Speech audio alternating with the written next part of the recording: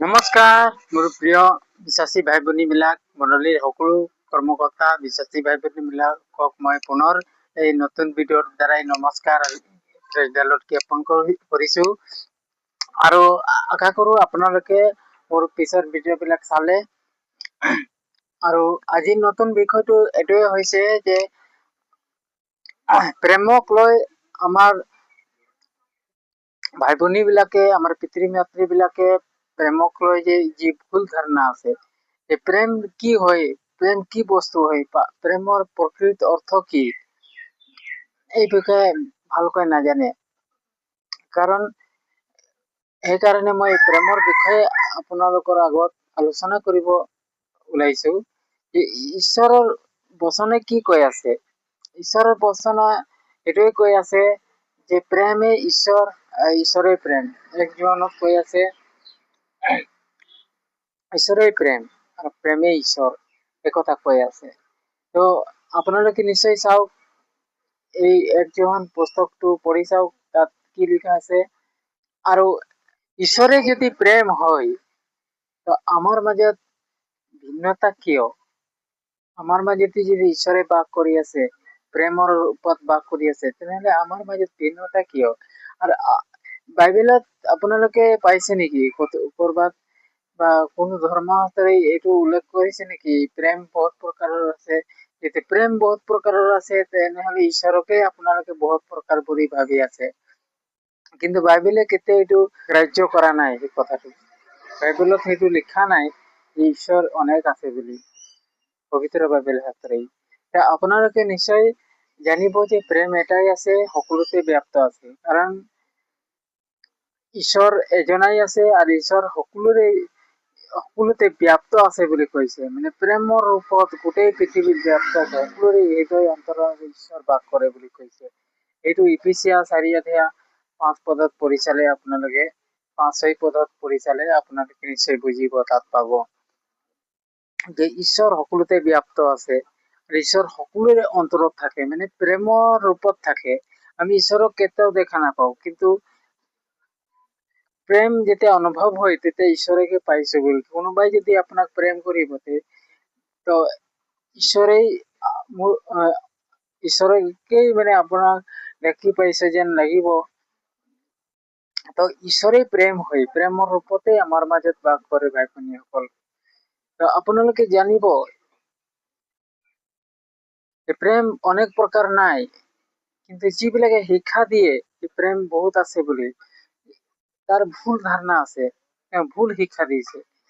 প্ৰেম এজনেই আছে, এটাই আছে। প্ৰেম হমেশা স্বতন্ত্ৰ আছে, স্বাধীন আছে, আজাদ আছে। প্ৰেমক আপোনালোকে কোনো ৰিষ্টা বা কোনো সম্পৰ্কত প্ৰেমক বান্ধিব নালাগে, কেতিয়াও বন্ধা উচিত নহয়। প্ৰেম হমেশা স্বতন্ত্ৰ আছে, প্ৰেম প্ৰেমেই হয়। সকলোৱে এজন ভনীৰ অন্তৰতো সেই একেই প্ৰেম আছে, এজন ভাইৰ অন্তৰতো একেই প্ৰেম আছে। আপোনালোকে সকলো ভাই হওক, ভনী হওক, মাতৃ পিতৃ সকলোৱে, যিকোনো নহওক, সকলোৰে জীৱনত একেটাই প্ৰেমেই বাস কৰিছে। এজন ঈশ্বৰেই ব্যাপ্ত আছে। তো প্ৰেম কেতিয়াও ভিন ভিন হ'ব নোৱাৰে। আৰু এইটো কিছুমানে কয় যে চৈতানিক প্ৰেম, কি প্ৰেম বুলি কৈছে। চৈতানিক প্ৰেম কিটো হয়? চৈতানেতো কাকো আজিলৈকে প্ৰেমেই কৰা নাই। চৈতানৰ অন্তৰত কাৰো প্ৰতি প্ৰেমেই নাই, তো চৈতানিক প্ৰেম কেনেকুৱা হ'ব পাৰে? চৈতানিক প্ৰেম বুলি কোনো প্ৰেম নাই। প্ৰেম এটাই আছে, প্ৰেম প্ৰেমেই। প্ৰেমক আপুনি অপবিত্ৰ কৰিলে, গলত কামত ইস্তেমাল কৰিব, প্ৰেমক ব্যৱহাৰ কৰিব, তো প্ৰেম তাৰ কাৰণে আপোনাৰ সেই কৰ্মটোৰ কাৰণে প্ৰেমটো বদনাম হৈ যায়। কিন্তু প্ৰেম নিজেই স্বতন্ত্ৰ আছে। যেনেকৈ পানী যেনেকৈ পবিত্ৰ বস্তু হয়, কিন্তু তাৰ এই পানীৰ ওপৰত আপুনি যদি মতি দিব বা আপুনি যদি হাগি দিব, তেতিয়াও পানীটো নিজে স্বয়ংভাৱে পবিত্ৰই থাকিব।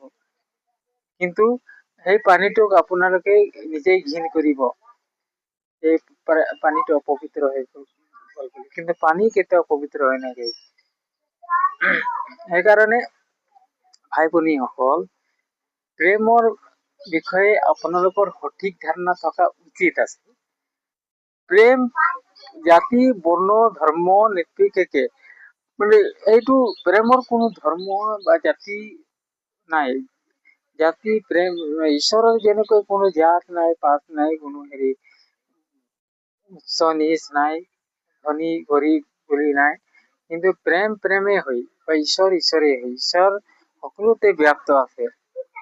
তাক অনুভৱ কৰা ধাৰণ বিলাক হয়তো বেলেগ হ'ব পাৰে, কিন্তু বেলেগ হলে এইটো মানুহৰ দুৰ্বলতা, মানুহৰ দুৰ্বলতা। কিন্তু প্ৰেম কেতিয়াও ভিন ভিন নাই। প্ৰেম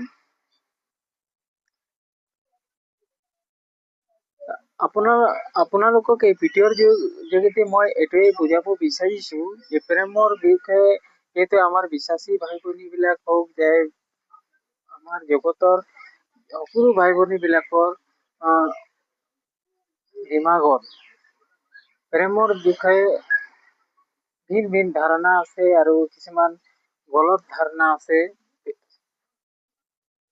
সেইকাৰণে মই এই ভিডিঅ'টো বনালো, আপোনালোকৰ আগত উপস্থিত কৰিলো যে আপোনালোকে নিশ্চয় বাইবেল বিলাক সম্পূৰ্ণকৈ চাব। যেন মই এইটোৱে আপোনালোকক এই ভিডিঅ'ৰ যোগেদি অনুৰোধ কৰিছো,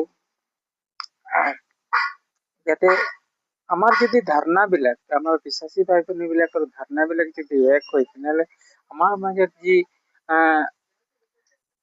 অমিলন ভাৱ হয় বা কি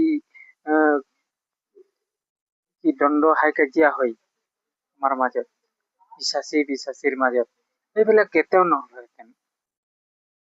ঈশ্বৰ আমাৰ মাজত বাস কৰিব বিচাৰে প্ৰেমৰ ৰূপত, কিন্তু মানুহে সেইটো গ্ৰহণ কৰাটো মানুহৰ কাৰণে কঠিন হৈ যায়। ঈশ্বৰক আদৰণি জনোৱাটোহে কঠিন হৈ যায়, নামানে। দুটা আত্মা মিলন যেতিয়া হয়, দুটা আত্মাৰ যেতিয়া এক হয়, তাত ঈশ্বৰ বাস কৰে। দুই তিনিজন মোৰ নামেৰে যদি এক হৈ তাতে মই আছো বুলি কৈছে, তাৰ মাজত কি থাকে? চাবলৈ গলে ঈশ্বৰটো আমাৰ ঈশ্বৰক দেখা নাপাওঁ, কিন্তু দুইজন এক আত্মা এক মন হৈ গলে তাৰ ভিতৰত প্ৰেমটোৱে থাকে, পৰস্পৰে পৰস্পৰক প্ৰেম কৰাটোৱে দেখিবলৈ পাওঁ। যেনে আনজনক প্ৰেম কৰাটো, প্ৰেমটো প্ৰকাশ হয়, পৰস্পৰে পৰস্পৰক প্ৰেম কৰাটো কথাটোৱে প্ৰকাশ হয়।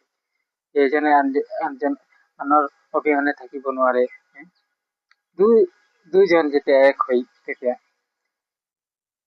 আৰু দুইজন বা তিনিজন এক হৈ গলে, মোৰ নামত এক হলে, মানে প্ৰেমৰ নামত এক হলে তাতে মই থাকো বুলি কৈছে। আপোনালোকে নিশ্চয় বুজিব লাগিব, বহুত ধাৰণা বিলাক বেলেগ বেলেগ থকাৰ কাৰণে মোক এই ভিডিঅ'টো বনাবলগীয়া হৈছে, আপোনালোকক কবলগীয়া হৈছে। মই বাধ্য হৈছো কবলৈ। আপোনালোকে নিশ্চয় মোৰ ভিডিঅ' বিলাক চাই প্ৰেমৰ বিষয়ে যাতে সঠিক ধাৰণা সকলোকে শিকাওক, নিজে সঠিক ধাৰণাটো জানক, সঠিক ধাৰণা আপোনালোকৰ হওক, সকলোকে শিকাওক। মই এই কামনা বাসনা কৰিলো, আৰু এই সৰু ভিডিঅ'টোৰ দ্বাৰাই মই বেছি দীঘলীয়া নকৰো।